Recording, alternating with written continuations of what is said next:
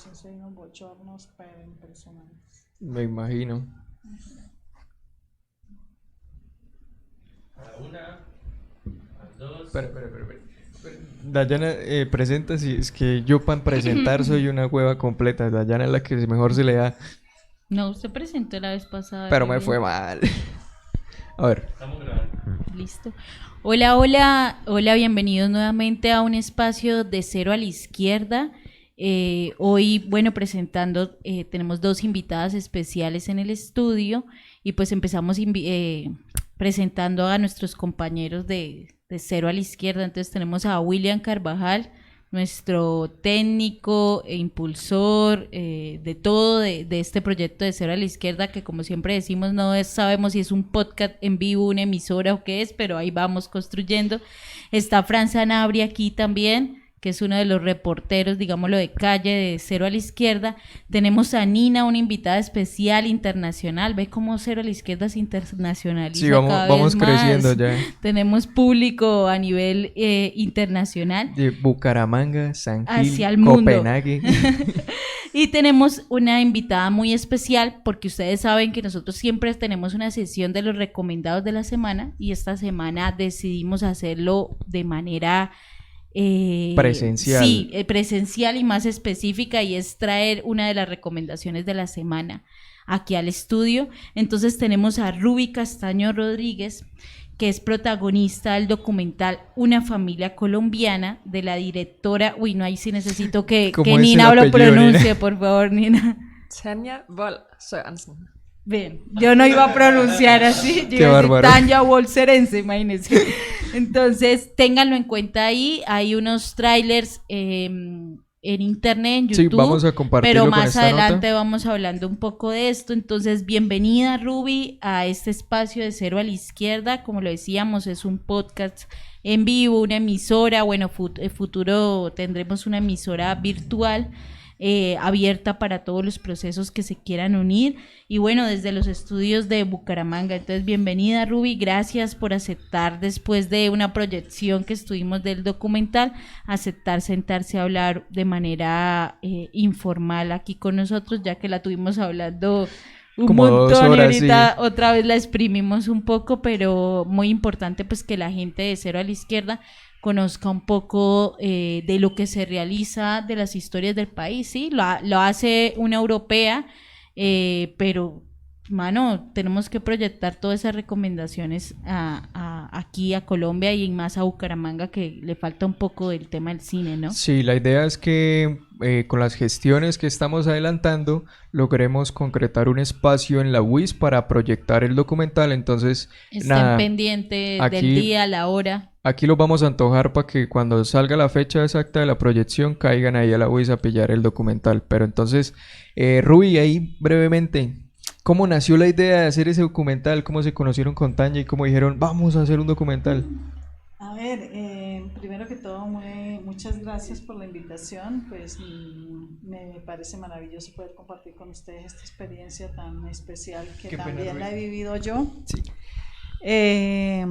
Esta experiencia pues nunca pensé vivirla, y pues bueno, gracias a una organización que se llamaba HIPO, conocí a Tania o a Tanja, y a muchos compañeros que estaban allí en ese proceso de HIPO de acompañamiento, los cuales hacían acompañamiento a procesos organizativos, en especial a líderes de territorios donde había mayormente conflicto, en los cuales estábamos pues en riesgo. Y posteriormente pues se dio una propuesta de parte de ella, que como un año pensándolo, y finalmente pues lo acepté. Le duró un año insistiéndole, Ruby, hagamos un documental, Ruby, hagamos un documental. Le parecía pues maravilloso. Ella tenía como una oportunidad de presentar un proyecto en Dinamarca, en su universidad, tengo entendido, y buscar una financiación para que se hiciera como la recopilación de esa vida que yo tenía y que ella conocía a través de ese acompañamiento que hacía esta organización en el departamento del Meta, en representación del Sindicato de Trabajadores Agrícolas Independientes del Meta Sintragrin, y en la situación de retorno de muchas familias al territorio del Alto Ariari después de un desplazamiento masivo que se dio allí en ese territorio de más de 5.000 familias que fueron víctimas de desplazamiento forzado, abandonando bienes y muebles, fincas y demás. Eso fue en el año 2003-2004. Rubí, año 2003 y 2004. ¿Y comenzaron a rodar el documental en qué año? Ese documental se empezó la primera parte, si no estoy mal, eso se dio antes de que a mí se me diera un esquema de protección, incluso andando con hipo, pero posteriormente pasa un periodo de tiempo donde hipo no está conmigo y ya son otros procesos. Finalmente me dan un esquema de protección por parte del gobierno nacional a raíz de una orden que da la Comisión Interamericana de Derechos Humanos por el riesgo que yo estaba viviendo. Da una orden al gobierno brindarme protección, y es así como la UNP, pues a través de la UNP o de la Unidad Nacional de Protección, me dan un esquema de protección, un vehículo blindado, 2 escoltas y bueno, y todo lo demás que complementa el esquema. Yo iba a agregar es que Tanya, bueno, ahí nos corrige Nina, ¿no? Estudiante de antropología visual, leía un poco, muy interesante la carrera que estudia la directora, y también leía un poco que ella se sentía identificada bastante con la historia de Rubí, porque ella también la adoptó, digámoslo así, Dinamarca. Ella también hace parte de un proceso de desplazamiento por la guerra. Entonces, imagínense, o sea, son 2 historias, 2 encuentros, y ella decide pues contar la historia de alguien que de pronto ya se proyectaba, ¿no? Sí, entonces, qué muy chévere. interesante. Yo iba a preguntarle algo a Rubí, es cómo es ese sentimiento, porque por lo menos nosotros aún no estamos acostumbrando a estar delante de las cámaras, Sí, ¿sí? sí, sí. El proceso de cada uno de nosotros acá siempre ha sido detrás de cámaras. Entonces Sí. nosotros siempre somos los que tomamos fotos, hostigamos a la gente para grabar video, acomode, se hable, etcétera. Pero ¿cómo fue esa sensación de tener cámaras, micrófonos en momentos tan íntimos, ¿no? Porque incluso yo anoto que cuando usted está en la vida o es militante de la lucha, de la vida, de las organizaciones, o es independiente, etcétera, pero se mueve en toda esta esfera de las organizaciones, usted es como muy ajeno a la vida personal, ¿no? Se trata de alejar la vida personal de su vida política y social. Entonces, ¿cómo fue enfrentarse a tener unas cámaras? Yo creo que un día completo, o qué más, ¿cómo fue esa sensación? Eso fue muy complicado porque pues de pronto en la parte inicial seguramente cometimos muchos errores porque pues tenía que llevar siempre todo el tiempo un micrófono en la cintura, y pues esa cosa se caía, se desprendía o se zafaba el cable, se dañaba.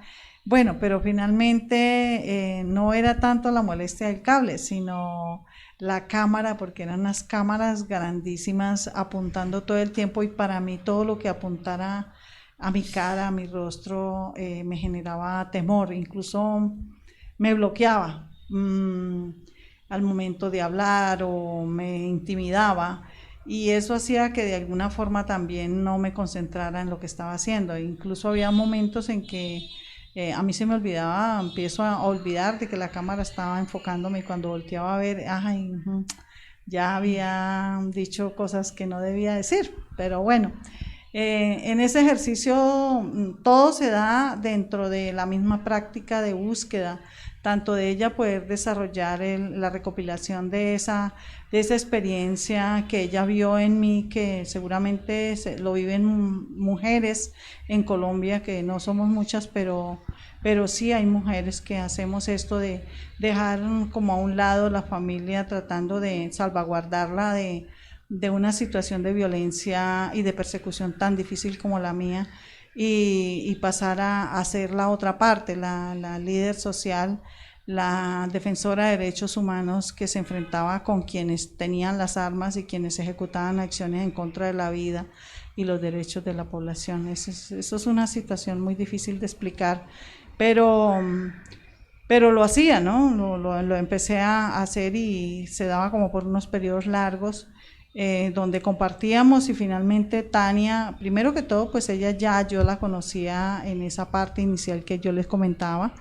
donde pues ellos eran mis escoltas sin armas a todos los lugares donde íbamos a reunir a las comunidades, a hacer visitas de veeduría de derechos humanos, donde ya íbamos a hablar con los comandantes del ejército, de la policía, de la SIJIN, donde íbamos a la fiscalía, a quienes eran los responsables de investigar y de hacer que se respetara la vida y los derechos de la población en medio del conflicto.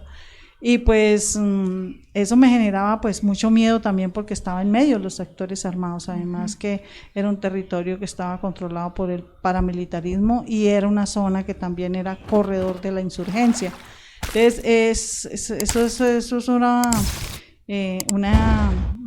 situación muy especial, y eso para hacerlo desde la parte como líder, como defensora, pues hay que empezar como a entender también cuál es la situación que uno vive como líder y como defensor, los riesgos que se corren y quienes están alrededor de nosotros, ¿no? Quienes son los hijos, los padres y la familia. Entonces me fui acostumbrando porque además la misma familia me fue aislando, precisamente por los miedos de que andar con Ruby es un peligro, claro. Sí. Y pues mi familia se alejó y eso me volvió un alma solitaria. Para no sentir ese impacto de la soledad que genera un líder al quedar solo lejos de la familia, pues me concentré mucho más en el trabajo social. Afortunadamente, pues afortunada y desafortunada, se presentaron situaciones de riesgo bastante complejas. Yo tuve que salir del país en condición de exilio, mi hija tuvo que ser sacada también en exilio.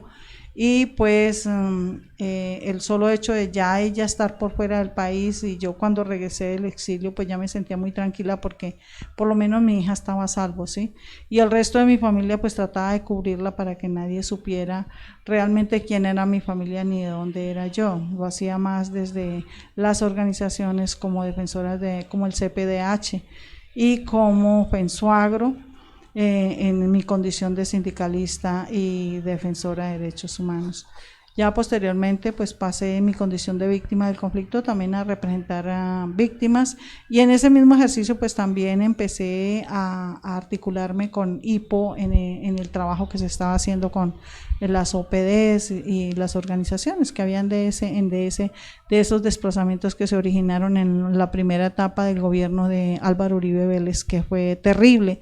La persecución, asesinato, arrasamiento de los territorios donde hubieron cualquier cantidad de muertos, gente desaparecida, desaparición de muchas personas que hoy incluso todavía preguntamos dónde están y no aparecen. O sea, fue una estampida, una situación de guerra muy complicada. Ya después de que inicio pues con Tania teniendo esas dos condiciones como salvaguardadas, ¿no? El tema de mi familia, el tema de mi hija y mi condición de mujer, pues me vuelvo también una persona que mi dinámica social era meramente organizativa y en el ejercicio de defensa de derechos humanos en los territorios.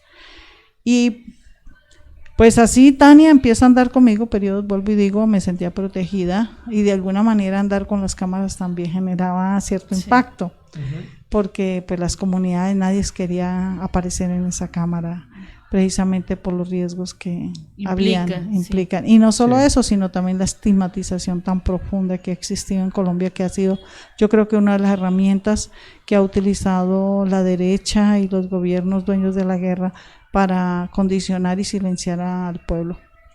Bueno, y para Gira, ¿cómo fue la experiencia cuando usted le dijo esta es la posibilidad de hacer un documental? Y porque viendo ahorita la hora y 20 de este documental, uno nota que Gira es de temple mucho más fuerte que Rudy, ¿no? Pues es lo que uno ve en el documental. Entonces, sí, ¿cómo fue para ella?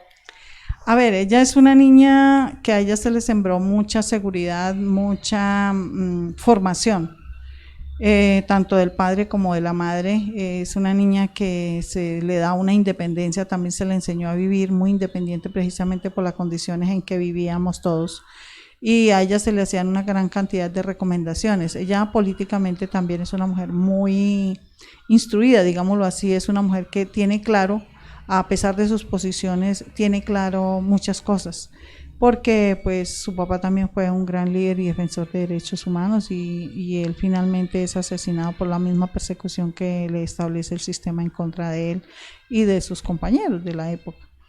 Y no solo eso, sino que pues ella, en medio de su empoderamiento, diríamos, de conocer a su papá, a su mamá, qué era lo que hacían, que a nosotros yo le decía muchas veces, y el papá también se lo dijo, si a mí me matan o si a mí me desaparecen o me meten en la cárcel, mami, no es por robar ni hacerle daño a nadie, sino porque lucho por los derechos, o porque me montan en un falso positivo, o simplemente porque me ejecutan por simplemente pensar diferente.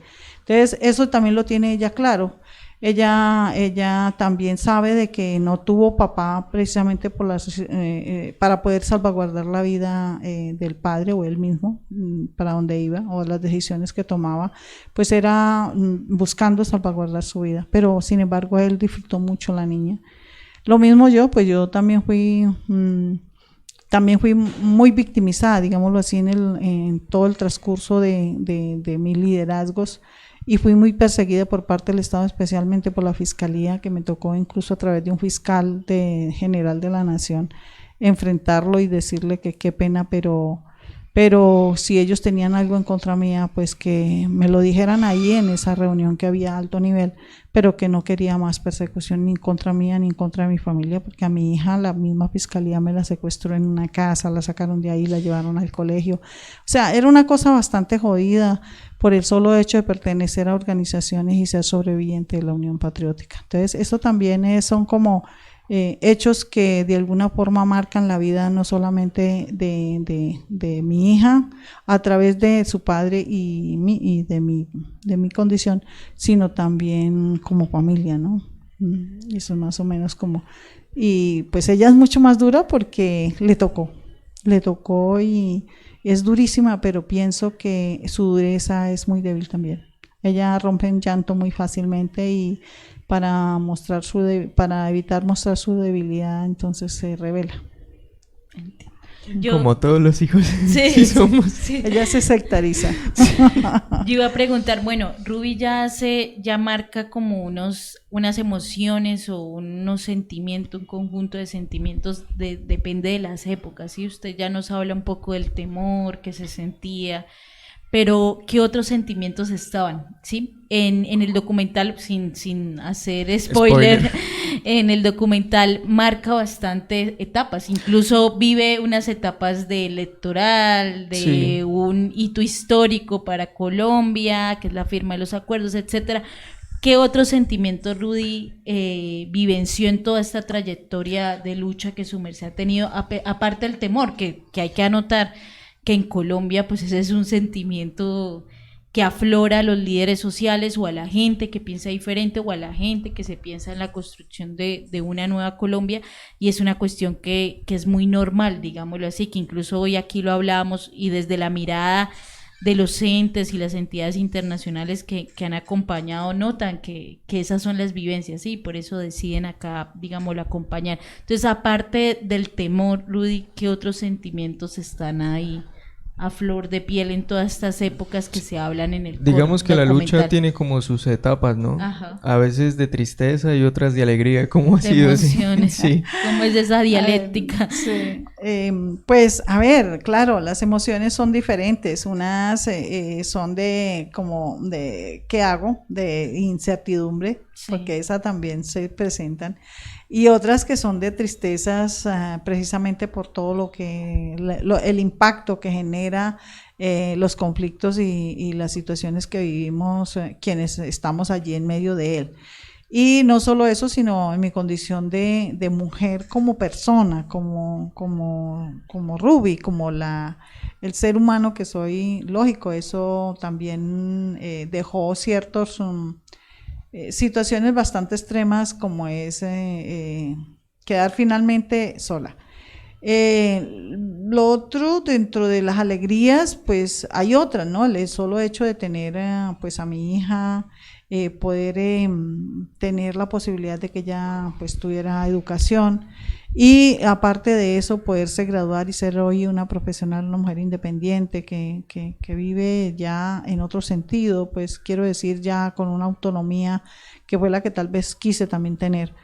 Y ahora pues hay mucho que decir frente al tema. Yo diría que mis mayores satisfacciones es poder ver en los procesos organizativos que he acompañado y en los que he aportado, en lo que yo he podido, es ver que lo que nosotros trabajamos dio un resultado. O encontrarse uno con las comunidades y que le digan, no, gracias a Dios, o gracias a, como lo dicen ellos, gracias a usted, señora Ruby, pues nosotros no perdimos la casa, no pudimos, estamos todavía resistiendo en la legalización de las tierras, gracias a usted, señora Ruby, pude sacar a mi hijo de la cárcel, o gracias, señora Ruby, gracias a ello, a mí no me desaparecieron porque ya me tenían en el helicóptero, como muchas veces pasó. O porque yo atendí el teléfono a las 2, 3 de la mañana, o porque cuando oía, me llamaban a esa misma hora o a cualquier hora de la noche, oía a los niños gritando y los traqueteos de las armas, los estruendos de las bombas, y podía yo hablar con los comandantes de las brigadas pidiendo, suplicando respeto a la vida y que no se hiciera ese tipo de cosas sobre los derechos, sobre las condiciones en que vivían los campesinos en sus casitas. Bueno, una cantidad de cosas que son las satisfacciones que uno se lleva, pero dentro de eso también yo creo que tengo, como Ruby, también tengo mis propias satisfacciones. Solo esto que se ha hecho con Tania, que me parece a mí es algo que no todo el mundo lo puede hacer, pero poder transmitir a través de lo que ella, de su mirada, y verlo ahora yo, porque pues no sabía exactamente hacia dónde iba todo esto, ver que se puede como llegar a otros espacios, a otros países, intercambiar e interlocutar con personas que están fuera del país o con personas de otros países que no pueden creer todo lo que uno ha vivido y las condiciones en que se ha tenido que sobrellevar, digámoslo así, el dolor, el miedo, las angustias y a pesar de eso también las alegrías. Bueno, ya eso también queríamos apuntar un poco el hecho de hacer una pieza audiovisual que retrate un poco la vida y la experiencia de una lideresa social. Nosotros después de ver el documental, pues en realidad logra transmitir muy bien esa experiencia. Y no sé, dentro de la incidencia que se hizo a nivel internacional, ¿cómo fue la reacción de la gente de otros países cuando vio más o menos la situación del país en esa pieza audiovisual? Pues a ver, yo estuve en varios países, no recuerdo en este momento los nombres, no es fácil grabar los nombres de los lugares donde me encontré, pero había una expectativa grandísima a raíz de la parte inicial de convocatoria. Y cuando se transmite todo el documental y posteriormente salgo, la gente estalla a aplaudir, dando pues como la bienvenida y luego la cantidad de preguntas donde muchas personas que estuvieron allí, colombianos que llevan muchos años allí en estos países refugiados, comentan y hacen preguntas sobre lo que me había pasado, sobre lo que estaba sucediendo y lo que seguía sucediendo en Colombia. También a los extranjeros, pues a ellos les impactó muchísimo lo que estaba viviendo y las condiciones en que vivíamos. Una mujer líder que decide salir de la cocina, de la casa, de la escoba, dejar de atender los hijos para ir a buscar cómo aportar de alguna forma en la transformación de un país en vía del bienestar de un pueblo que ha sufrido.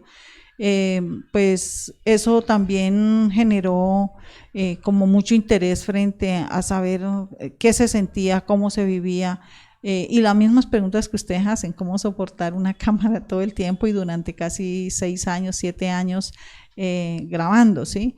Que no es fácil. Eso muchas personas me decían, no, pero es que eso lo hizo usted, fue muy bueno, la felicito porque pues muy buena actriz. Yo le decía, no, eso yo no actué en ningún momento, ahí está mi vida, mi vida personal. Hay muchas cosas que Tania no sacó, pero es mi vida, es lo que yo viví a diario y se sorprendían demasiado y no podían creer lo que una persona y más una mujer tuviéramos que vivir este tipo de circunstancias en las condiciones en que lo vivimos las mujeres en Colombia, que somos líderes y defensoras de derechos humanos.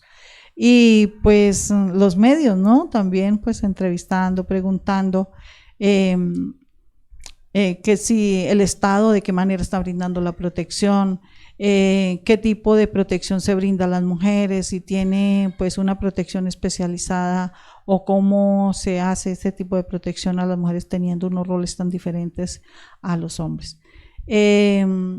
También pues que cómo hacía yo porque mi hija pues reaccionaba de esa manera y pues tenía que explicarlo, ¿no? Que ella era una niña que reclamaba sus derechos como niña, como persona y que a pesar de ser una adulta todavía quería ser abrazada y consentida por su madre, porque yo desde que ella tenía 1 año y medio, ella estaba en los colegios, yo salía a las 6 de la mañana, 5:30, a dejarla en el jardín, luego posteriormente en la escuela o el colegio, y bueno, finalmente la universidad sí le tocó solita, ¿cierto? Pero ella se iba dormida al colegio y llegaba dormida a mi casa. Yo llegaba a recogerla a tipo 7, 8 de la noche de trabajar en mi trabajo organizativo, pero también buscando sobrevivir para sostener a mi familia, porque mi esposo pues también era perseguido y tampoco estaba conmigo.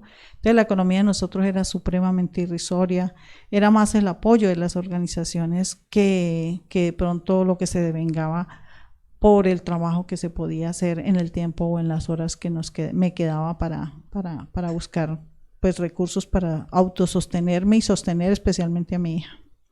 O sea, no es fácil. Sí. Y pues eso en la comunidad internacional dejó también muchas preguntas, generó también muchas pues como expectativas frente a qué iba a pasar. Ajá. Si yo iba a volver a Colombia, si iba a quedarme en Colombia, o si iba a salir, cuál era mi decisión final y qué pensaba Gira, qué iba a hacer Gira si yo seguía en Colombia y cuál era mi situación y mi condición de seguridad. Pues en ese sentido pues todo era supremamente incierto precisamente por la misma situación de conflicto que se ha vivido a pesar de un acuerdo de paz que se hizo en Colombia, que no es el primero. Yo he leído muchísimo y conozco en lo que he leído como 28 acuerdos de paz y todos han sido incumplidos por parte del gobierno, de los gobiernos que han hecho estos acuerdos, donde terminan asesinando con quien hacen los acuerdos. Entonces ya eso es una cosa que ya sabe uno para dónde va cada cosa y aquí se está viviendo en este momento. Entonces son cosas que no son nuevas, digámoslo así, y a nivel internacional también la gente pues se sorprende, a pesar de que también oyen todos los días las noticias del horror que vivimos quienes hacemos trabajo social. Y a nivel nacional, ¿cómo fue en los espacios que ustedes han asistido? ¿Cómo ha sido el recibimiento? Sé que pues han ido a varias partes de Colombia a proyectarlo, o sea, ¿cómo ha sido? ¿Qué preguntas son las más grandes que tiene la gente que ve el documental? O si la gente lo reconocida en esa historia, ¿no? ¿Cómo ha sido eso, Rudy? Pues a ver, sí, claro, la gente primero que todo se sorprende porque algunos me dicen, uy, pero a usted no le ha pasado nada, no se ha ido del país.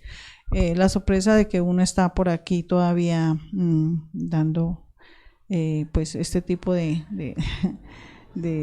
presencia, pues sí. Quiero decir. Y con respecto al documental, pues hay muchas opiniones, hay muchas preguntas donde la gente es muy curiosa en saber cómo se grabó. También todo lo vivido, la forma en que lo he vivido, y me preguntan mucho por mi pareja, por mi hija, por mi familia y en las condiciones en que yo estoy, ¿no? Entonces, pues en su mayoría es como recomendaciones que hacen, tenga cuidado, mire lo que usted ha vivido no es fácil, yo también, yo la conocí a usted en tal lugar, sé que todo eso fue real. Y lo otro es que también pues hacen recomendaciones de cuidado. Con respecto a lo de mi hija, pues la ven a ella como muy brava, lo mismo que usted me decía, que Un tiene temple mucho más fuerte. tiene un carácter bastante fuerte. Yo soy un poco más tranquila, un poco más suave. Que ella qué piensa y por qué ella tiene como un cierto odio. Yo lo que le digo no es eso, ella todo el tiempo está reclamando son sus derechos. Ella es una niña en las mismas condiciones que lo planteaba anteriormente, una niña que le hizo falta a su papá y su mamá, un beso, jugar con ella, compartir en el parque, ir a todo. A mí me tocó, o a ella más bien, le tocó vivir hechos como, por ejemplo, a las 2, 3 de la mañana levantarse y no saber por qué la mamá la lleva en los brazos corriendo, porque llegaban a buscarme para asesinarme. En otro momento hicieron un allanamiento en la casa y lo mismo, a las 5 de la mañana yo despertarla con cuidado para que ella no se asustara y decirle que la casa estaba rodeada de ejército, policía, Dijín, Sijín, hasta bienestar familiar. Agarraron a patadas la puerta de la casa, llegaron buscando y es que porque desde esa casa donde yo estaba habían lanzado una bomba, habían hecho un atentado al Palacio de Nariño de Álvaro Uribe cuando estaba en el primer periodo. Y pues yo les decía, pues ahí está la línea telefónica, ustedes no me pueden hacer un montaje porque ahí hay unas grabaciones.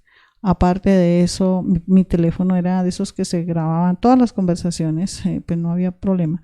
Y aparte de eso, ustedes como investigadores pues pueden acceder a cualquier información que ustedes pidan, pero no pueden montarme en un falso positivo. En las condiciones en que estoy cuando soy una mujer cabeza de hogar, tengo a mi hija y tengo que trabajar todos los días para sostenerla. Y aquí la única bomba es el hambre y las necesidades que tengo en mi hogar. Y que aparte de eso soy una mujer que hago trabajo. Estábamos preciso en ese tiempo, estábamos documentando el caso de la Unión Patriótica en el departamento del Meta. Y aparte de eso, después de ese allanamiento, más o menos al mes, a mi papá lo secuestran los paramilitares y también lo mismo, lo secuestran, le quitan todo, nos dejan en la pobreza más absoluta. Con antelación sucedieron muchas otras cosas, pero eso era lo que yo les comentaba a la gente que me preguntaba, eran los distintos hechos de violencia que a mi hija la marcaron y yo creo que la endurecieron muchísimo. Pero es una dureza más hacia afuera, pero hacia adentro ella es muy tierna, es una persona muy, muy sensible al dolor, es una niña que llora muy fácil y ella todo el tiempo está pidiendo que no quiere que nadie se me arrime, como que nadie le quite pues lo que ella cree que es de ella. Sí. Y a la chiquita le transmite lo que yo le enseñé, es lo más bonito, que ella le enseña, lo que yo le enseñé a ella se lo transmite a la niña, pero se lo transmite en un sentido de prevención, protección y autoprotección. Entonces, eso es bueno. Claro, muy importante. No, yo iba a contar un dato ahí curioso de que leía un poco de la directora Tanya y es que ella decía que ella no quería en este documental retratar una historia del conflicto, o sea que esa no era su principal, pero al final, pues claro, al hablar y al querer hacer un homenaje, a contar la historia de una lideresa como Rudy y Gira, su hija, pues termina claramente hablando del conflicto social armado y el documental retrata eso. Retrata las muchas historias y yo quería aquí agregar algo que había escrito y es decir, una familia colombiana, es decir, que esta es la historia de una sola, ¿sí? Pero que hay unos casos también en Colombia de varias familias que han sido destruidas por el conflicto social armado, perseguidas también, y por eso creo que uno lo ve y uno se siente en la historia, o sea, incluso yo en un momento viendo el documental me sentía sentada ahí cuando está Rudy discutiendo, Gira discutiendo con la mamá, yo me sentía ahí como ese momento cuando usted está, su familia discutiendo y usted dice no sé qué hacer, qué digo yo, me tapo la cara, así me sentí en ese momento y que son discusiones que se dan en todo este marco social y político. Me pareció muy interesante eso, que al final no quería retratar algo del conflicto, pero o sea, inevitablemente tocó hacerlo porque es la historia de una lideresa social en Colombia que sufre eso. Entonces, Y que ya no dejó de ser mamá por la misma Claro. situación del conflicto y la amenaza y el riesgo. O sea, yo tenía que hacerlo para poder Claro. protegerla a ella. Ahí hay bastante cosas que a veces no se cuentan, pero hubo un momento en que nosotras quedamos solas las dos, Ingrid, o sea, solas. Nadie nos saludaba. La familia de ella por parte del padre se alejaron totalmente. No querían ni que los llamáramos, no querían nada. Y lo mismo mi familia. Y yo entendía eso. Y yo le enseñé a ella que lo entendiera, aunque ella siempre decía, pero si yo soy, ¿por qué? Entonces, ella también, yo pienso que ella se siente que le robaron su niñez. Y ella lo expresa. En la parte inicial ella lo dice.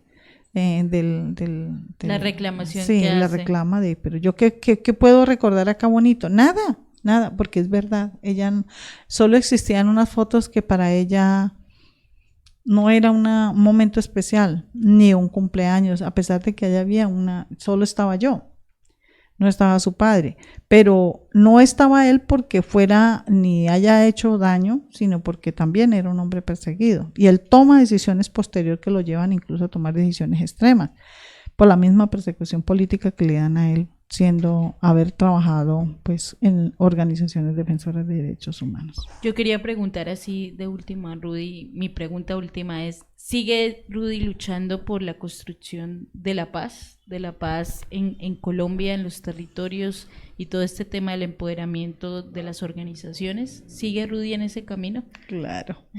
No, yo no puedo, ella me suplica que me vaya del país, ella me presiona todo el tiempo, incluso ella se hizo a la tarea en todas las entrevistas que le hizo Tania, de que me iba a convencer para que me fuera de Colombia, o sea, para Suiza, Suecia, Canadá o Estados Unidos, bueno, no sé. Yo cada vez que ella me hacía esa pregunta me quedaba pensando, bueno, yo me voy ¿y qué? Si yo ya sabía cómo vivían los latinos allá, que eran refugiados en unas condiciones impresionantes, no porque el país sea malo, sino porque no habían garantías fáciles de poder, algunos recibían algunas posibilidades de mejor estar, pero habían otros que no. Entonces, y lo otro es que para mí renunciar es como traicionar a mi pueblo, para mí es como traicionarme también, más que al pueblo, es a mí misma, a mis principios, a mis convicciones, a mis creencias y a lo que hace que yo haga mi trabajo. O sea, es más allá, es una cosa de adentro, es una cosa de convicción. Eso no se pone en la mesa, eso va conmigo, eso es una cosa que está ahí adentro. Y tomar una decisión de esa índole sería porque estoy cansada, porque estoy enferma, pero jamás porque mi hija está en riesgo, pero jamás porque diga, no, ya me cansé y no quiero porque no creo en esto. No, yo sí creo que pueden hacer cosas, cambios en el país que lo quiera hacer el pueblo, que las luchas de clase son las que marcan las diferencias y yo creo que nosotros sabemos en qué condiciones estamos. Y que la lucha que nosotros tenemos un solo objetivo. El solo objetivo es un sentido humanista. Nosotros no estamos hablando en contra de la vida, sino por la vida. Y eso no ha sido como una de las razones para martirizar, estigmatizar a los líderes y defensores y las madres mueran en unas condiciones impresionantes de tortura, de cercenarles su cuerpo, de maltratarlas, y buscar en ellas aplicar el odio que no pueden ejecutar en contra de los hombres, o hacer en ellas como el escarmiento para que los demás no hagan lo que nosotras hacemos, o dejarle a los hijos como, bueno, si usted lo hace, mire lo que le pasó a su mamá, o nosotros le hacemos a su mamá y ya, mire a ver qué hace porque también le va a pasar lo mismo. O sea, todas esas cosas por el solo hecho de ser mujer, o porque estamos en medio del conflicto, o porque somos mucho más frágiles, pero somos somos tomadas como un objeto desde algunos actores, y eso hace mucho daño. Y no por eso, pues, yo creo de que deba, pues,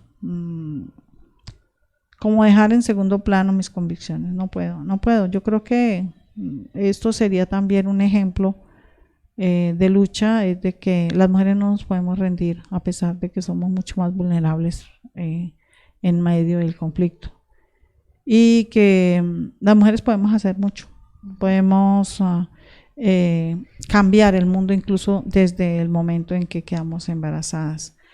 Somos las que enseñamos las nuevas culturas, somos las que transformamos la forma de pensar de las nuevas generaciones, somos las que sembramos la semilla, recogemos la cosecha, guardamos la cosecha, cocinamos, alimentamos, o sea, todo está dentro de la vida. ¿Por qué nos matan? ¿Por qué las mujeres a las mujeres se nos persigue? Yo para mí no estoy de acuerdo con el sistema de protección que se le da a una mujer. Yo lo que quiero son garantías para poder hacer lo que yo quiero hacer. Garantías, no escoltas ni carros, no, yo lo que quiero son garantías. Que las personas que están en contra de la vida, pues que se castiguen, ¿no?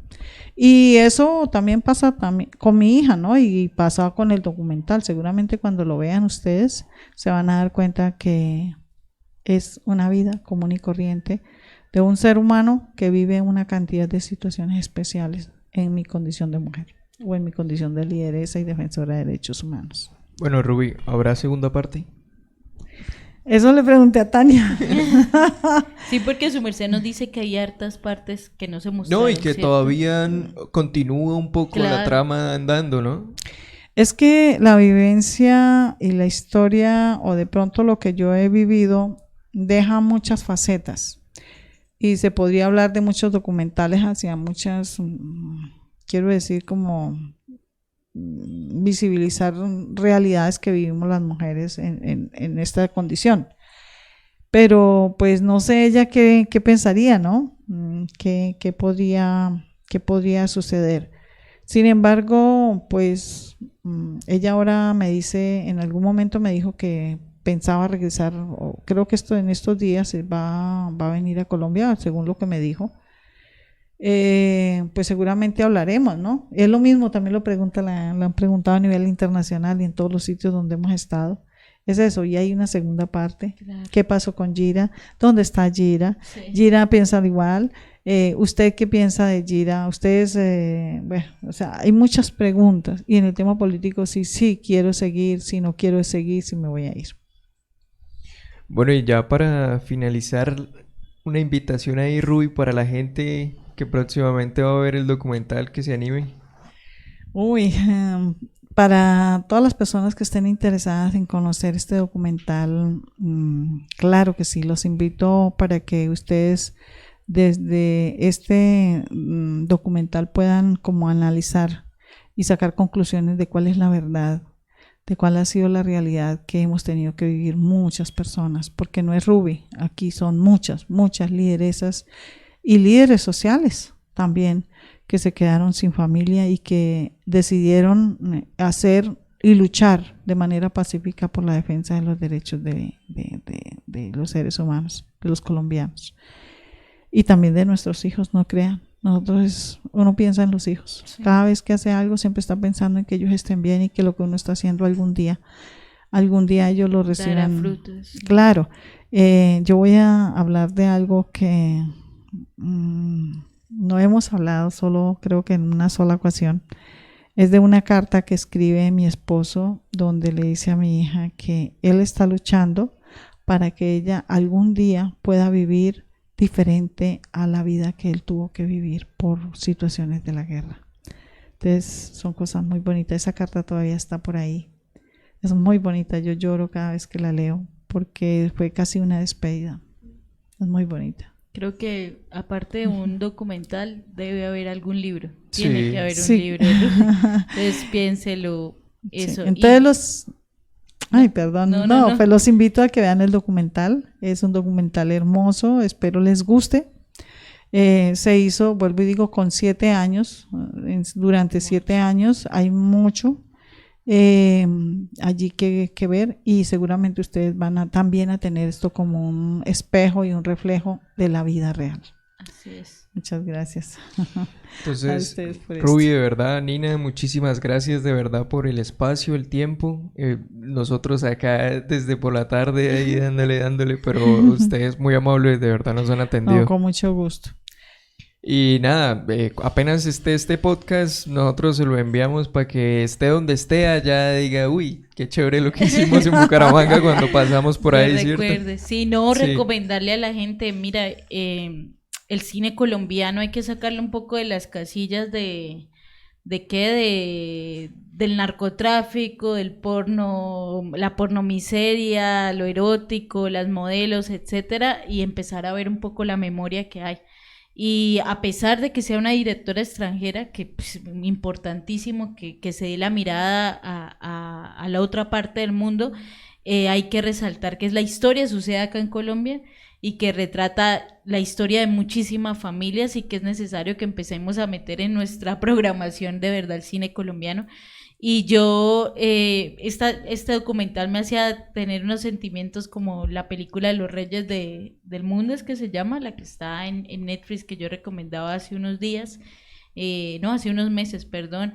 Un retrato de un mar de mentiras también, que es del Sí. conflicto social y armado. Incluso me recordó un poco a Todos se van, no sé si la han visto también, una No. película que también retrata un poco la historia de Cuba y unas familias. Entonces, nada, recomendarles eso, pero ya saben, este documental, Una familia colombiana, y que pronto se proyectará, miremos, en alguna universidad de Bucaramanga, En la UIS. en la UIS, si Que tienes la siempre- deuda de que esté en la Mejor UIS. dicho, allá que nos Y- escuchen este podcast y yo no, toca abrir el espacio. Y Rudy y Nina mañana van a estar en Barranca Bermeja. Bueno, mañana no sabemos cuándo vamos a subir esto.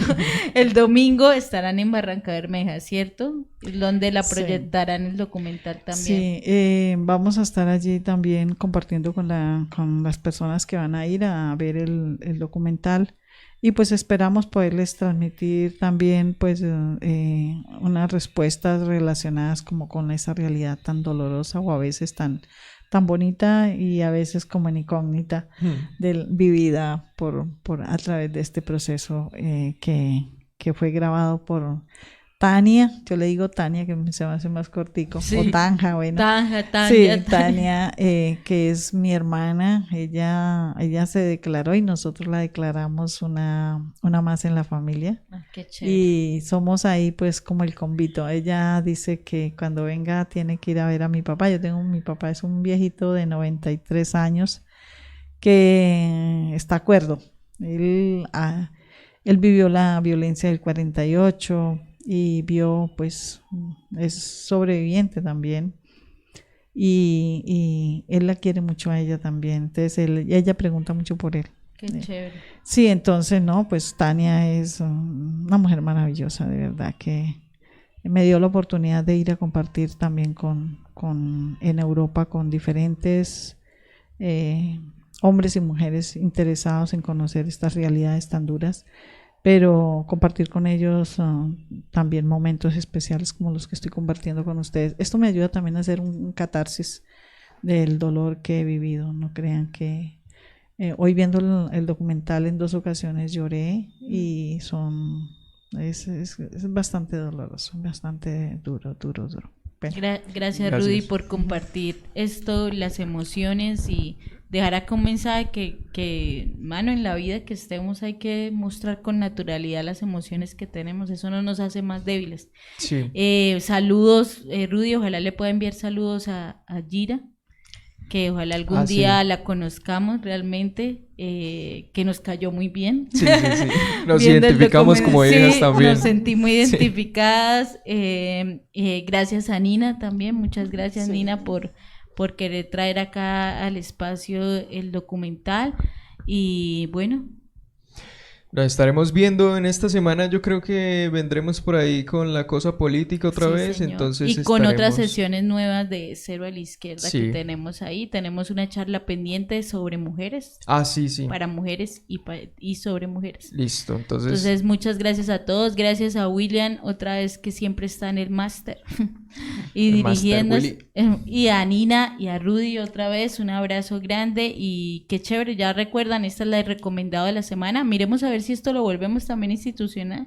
sí, el Si recomendado lo de que la semana- recomendamos traemos a alguien. Retémonos a eso. Sí, sí, sí. Bueno, gracias. Chao Chao. a todos. Chao, un abrazo.